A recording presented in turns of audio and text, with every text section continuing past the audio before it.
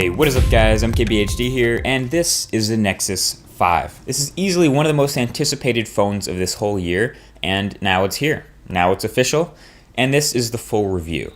So we'll start off with the design. So this phone comes in black or white, and a 16 or 32 gigabyte model. I chose the 32 gig white. I'm calling it the Stormtrooper phone, others are calling it the Panda phone, but I like it. I think the design is pretty classy, pretty clean and neat. I did a full video actually on all the differences between the black and white model, so that'll be the first video link right below that like button. But the only thing I found since that video is that this white Nexus 5 is really not actually pure white. It's actually more of a shale or off-white color to prevent it from getting noticeably dirty very quickly, and that works.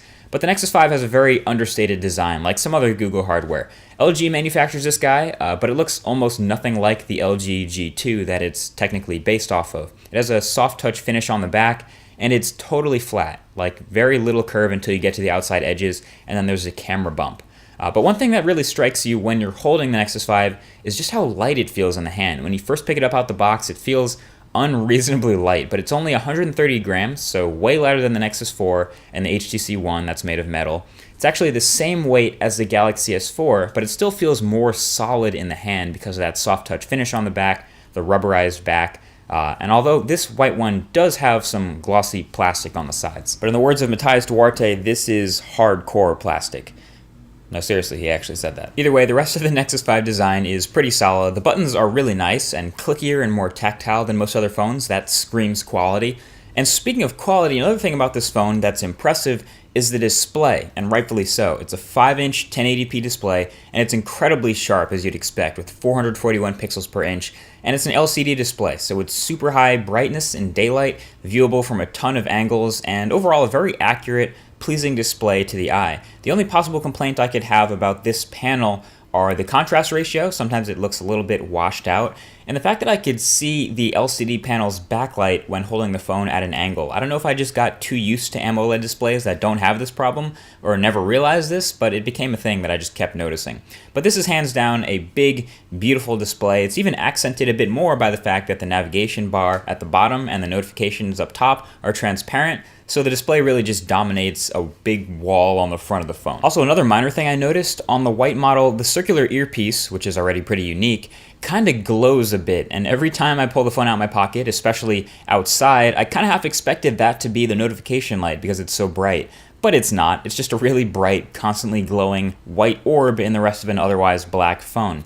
The actual notification light is multicolor, and it's in the bottom center, just like the Nexus 7's, but I think it would have been awesome if they put the multicolor LED in the earpiece. Oh, and the earpiece on the device and the voice quality are actually pretty good. I actually really like that little accent for the earpiece. But what's not really good is the speaker. Now, when you try to cram the same specs as a high-end $700 phone into a $350 phone, you inevitably have to make some sort of shortcut. And the speaker at the bottom of the Nexus 5 is definitely one of those shortcuts. It is very, very, very, very, very bad for any smartphone. Not only is it firing out of the bottom of the phone, which means sideways audio and landscape, but just like the iPhone 5S, only the left grill is a speaker, and the right grill is just a pretty microphone. So if you accidentally cover just that tiny area with your finger, which I did all the time, you ruin the audio and have to readjust your hand. Easily the most disappointing part of the hardware on the whole Nexus 5 is that speaker. Now, on to something that a lot of other people have been disappointed by in the hardware is the camera. Alright, now because of a lot of the other high-end internals in this phone, a lot of people are expecting the camera to be high-end as well. It's not. It's another one of those shortcuts that LG had to make to get this device to be just $350 off contract, so it's definitely a conscious decision they made. In fact, this phone shares almost all of the same internals as the LG G2, which is much more expensive off contract, but they use a different camera sensor and totally different optics, so this was a conscious decision that they made to go with this sensor. It's an 8 megapixel sensor behind f2.4 glass with optical image stabilization and an LED flash. Nothing too extreme here. Here's the thing, the photos that it takes are average. I'd say better than the Moto X and the Nexus 4, not as good as the Galaxy Note 3 or Lumia 1020, somewhere in the middle. Average. The outdoor situations and brightly lit scenarios where you'd expect any camera to do well, it does fine. The shots are decent with sharpness and detail, and the colors are accurate, which is nice. Not every smartphone gets the colors right. But in situations where you'd say, hey, it'd be nice to get a really sweet shot here in questionable lighting, don't count on it. Don't count on getting a sweet shot out of the Nexus 5 because it isn't happening. It's just not that high-end a sensor, and it's not up to that task. No shot that you get from the Nexus 5 is going to blow anyone out of the water and make them think, oh wow, you took that with a phone? No way. I mean, it does fine, and the shots that you take are good enough to share on Twitter and really anywhere on the web. But like we said, this isn't going to match the $700 high-end smartphone cameras naturally. It actually does its best. It really shines in low light, no pun intended. Okay, that was totally intended. But low light is one of its strongest points thanks to the optical image stabilization. In fact, I'd say this Nexus 5 takes some of the best low light shots of any smartphone next to the HTC One. I'll have a full gallery of all my sample shots linked in the description below if you want to check out any of those. I think a lot of the reason people aren't as happy with the Nexus 5 camera experience is because it's not fast anymore. It used to be really fast. If you remember when the Galaxy Nexus was introduced, it had instant shutter. You could just fire off photos rapid fire and instant shutter would take care of that for you really fast. The Nexus 5, as far as I can tell, just doesn't have it anymore. There's no instant shutter in this new camera app, and cameras have always been the weakest point of Nexus devices, and this is no exception. The software is pretty slow to open up the camera app, and then once the camera app is open, it's pretty slow to actually take the photo once you've pressed the shutter button. And a lot of times you want to get HDR mode on, and that particular mode takes a full second or two to actually turn on, and then actually taking an HDR plus photo also takes a full second or so before it processes and you're already ready to take the next shot. So in between shot time is really long. The first time you take a shot, it takes a while to open up the camera and it takes a while to switch between modes. So I would characterize this as a slow camera, and that doesn't give anyone any sort of confidence when taking shots with it. Now, I mentioned in another review video of a recent phone, the Moto X, where the camera was just awful as well. This is on a very, very software level. This could be entirely fixed through a software update. I would encourage Google to push the stock camera app to the Play Store like Motorola did with theirs and make it better through that, because this is really the worst part of the software of this phone. This camera app could use a lot of work. But at least something that I love about the Nexus 5's camera app is the video mode. The optical image stabilization makes for some really smooth video, which is awesome. Focusing is pretty quick. You can take pictures while recording, and the microphone is really good. As you can probably hear, it's easily one of the best in any smartphone I've ever used. And that's LG's fault. So good job, LG. I appreciate the awesome mic. And the video quality is that much better because of it. But of course, this is a Nexus device, so the main focus here, let's be honest, really isn't the hardware, it's most definitely the software. And of course, this is running the latest version of brand new Android 4.4 KitKat. In fact, it's the only device right now on the market running KitKat. And the word I would use to describe KitKat on this phone is clean. That's the word that keeps coming to mind when looking at this new design. In fact, it feels like a very understated, minimal OS for a very clean, minimal, understated phone design. First thing you'll notice is the transparency, and they've removed a lot of the hollow blue accents from Jelly Bean and made those elements pure white, so there's no crazy colors going on here anymore for the most part, except for that settings app, which apparently they forgot to remove the blue from.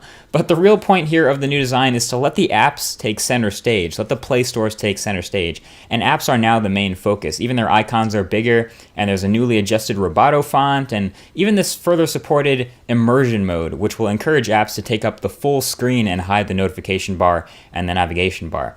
Now, KitKat is way less memory hungry than previous versions of Android. In fact, it lowered the system requirements to half a gig of RAM, so that's not a problem for the Nexus 5. Plus, the Nexus 5 has a Snapdragon 800 2.3 GHz quad-core processor and 2 GB of RAM, so performance here is exactly as you would expect. It's buttery. It's very responsive and smooth and silky and whatever other words you want to use to describe the feeling of using stock Android on a high-end device. It's all of that.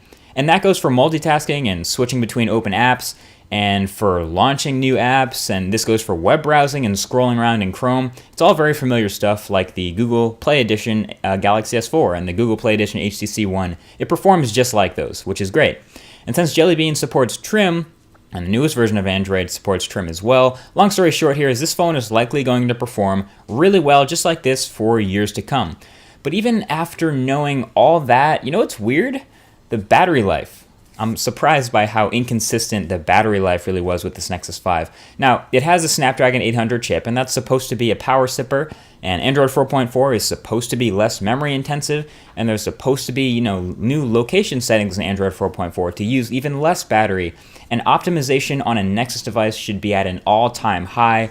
and it has a modest-sized 2300 milliamp hour battery, but yet actually could not make it through an entire day on the Nexus 5 battery without recharging at some point during the day. Still haven't done it.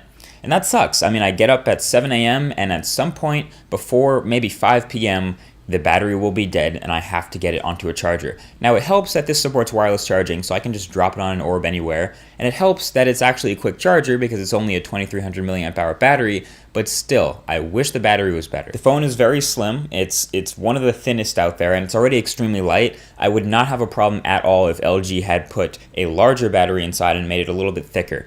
Thicker phones, even the curved phones out there right now, tend to be a little bit easier to hold than the flat, thin ones. And this is a flat, thin phone, and I would have rather seen a slightly bigger and maybe more curved phone with a bigger battery just to get it through the day at least once. Now, as technically a developer device, I don't even know how much Google would care about the battery life, the camera, and the speaker on the Nexus 5. But at least 2 out of these 3 things could potentially be fixed with an update to Android straight from Google. And it's a Nexus, so you will get that update fast.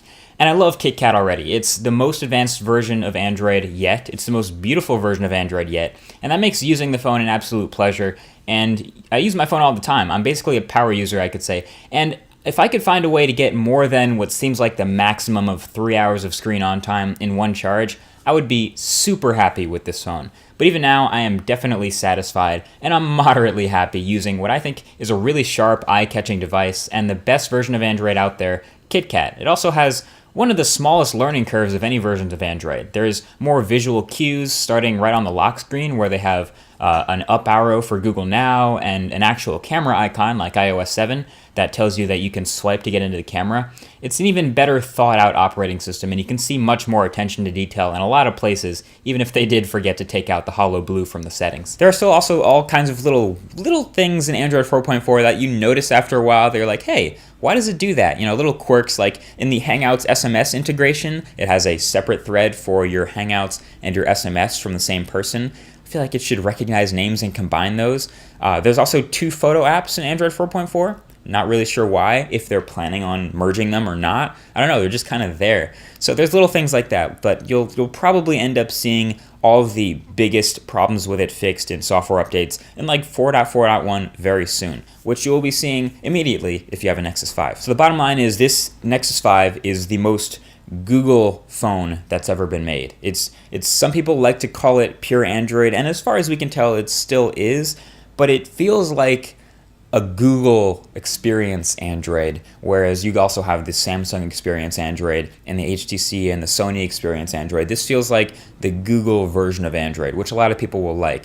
If you're looking for a high-end device with no compromises and all the best specs and on-paper statistics and numbers and things like that, the Nexus 5 is just flat out not for you. You'd be better off with something like the HTC One or the Galaxy Note 3 or the Lumia 1020 or something like that.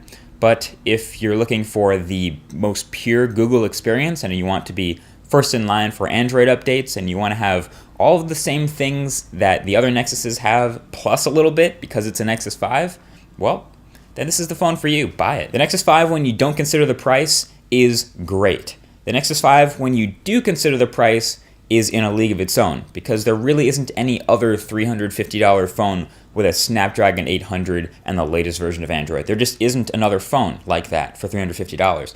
So it's in a sort of a class of its own, which is why a lot of people have a hard time deciding what to compare it with. It inevitably gets compared with other $700 phones rather than other $350 phones. I think Google could decide to make a $700 Nexus and not make any compromises like the camera and the speaker. But right now, this is the Nexus 5 we have, and it's recommended for a certain group of people. And if you're considering buying it, you're probably in that group of people. You know who you are. And I wouldn't hesitate. I would just pick one up. Either way, this has been MKBHD. Thank you for watching. If you enjoyed this video review of the Nexus 5, be sure to share it. And of course, there's a subscribe button below if you want to see more videos like this coming up very soon. Either way, I'll talk to you guys in the next one. Thanks for watching. Talk to you later. Peace.